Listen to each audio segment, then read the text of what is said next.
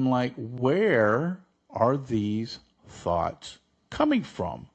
I was like, I'll be driving down the road, and out of nowhere, this thought, and I'll be thinking about something that I shouldn't be thinking about. I should be focused on the road or, my job at the time, what I'm doing. I should be focused on my action at that moment.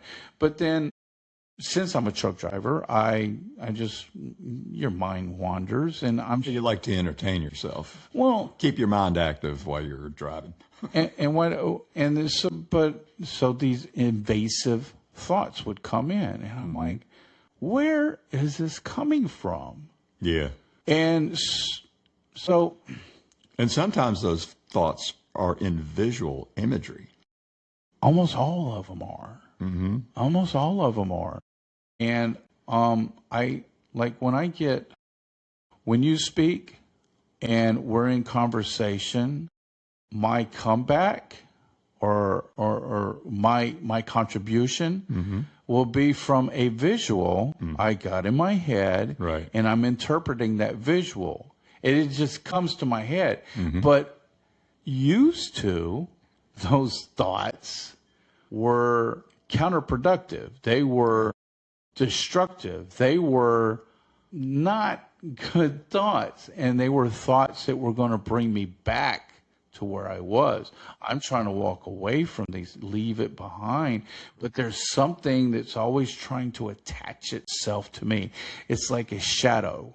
And the shadow is constantly nipping at my heels. It's like a relentless force that's trying to drag you back to where you were. Absolutely. It's, And it is, relentless is a very good word. Yeah. It's unceasing and is relentless.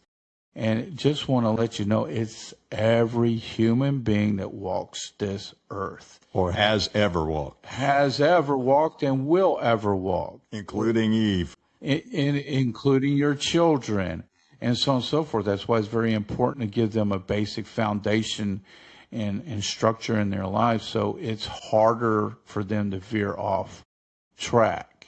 Yeah, and that's an important point, a discernment to understand when you're teaching your children. It's the Bible clearly says, I think Paul said it, do not exasperate your children. In other words, don't take your concept of discipline and what is right and jam it down your children's throat. Live it. Let the parents live it. Let them live the discipline that they want their children to see you doing. Because they're sponges and they are watching you talk with your actions. And that is the most powerful way to communicate. Yeah. Is by living what you preach. And when It just means genuineness. And when, like you said, your children, when they see this, is one thing to constantly spout it with your mouth. Yeah.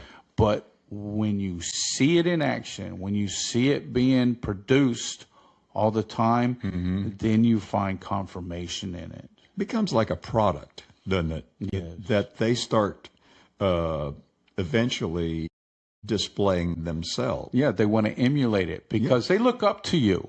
And they see the success when you walk in integrity and honor and all that kind of stuff, and the fruit of your life is being exhibited. Believe me, those children see it. They see it firsthand. Now, that doesn't mean that it's going to be across the board, that every child is going to be the epitome of righteousness, but because you can't manipulate your children into righteousness. All you can do is that you can show them the path. And yeah, you're going to discipline here and there because you love them and you don't want to be destroyed. You don't want them to be destroyed by the thoughts they're receiving from the spirit world, which they don't know that it's happening, or the thoughts of their peers, their friends. Hey, let's go jump off a cliff. It'll be fun, Well, yeah, it'll be fun for about 5 seconds. Yeah, and then you have to deal with cause and effect. Yeah, exactly.